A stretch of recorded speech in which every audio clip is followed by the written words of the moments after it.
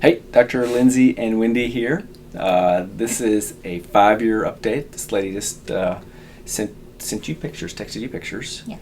So this is her when she first came in. We did a modified FUE on her for her right hairline and right temple. And here she is in the case, and she did a great job cleaning. And then the last time I saw her in person, we've got a video or two of her way back. She looked like this. This is at 18 months, and she looked great. And then she just sent you pictures last week. Yeah, she went to a wedding, and she was showing me like how she can just wear her hair up now. Yeah. Without worrying, because before she used to always do it on the side to cover it. Yeah. Now she wears it up. Yeah. It's good.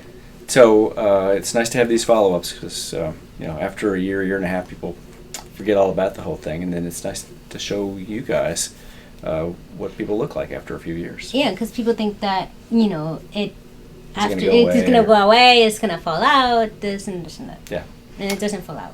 So if we can help you, and you're male or female, please give us a call, and don't forget to subscribe to our YouTube channel and follow us on social media. Thank you.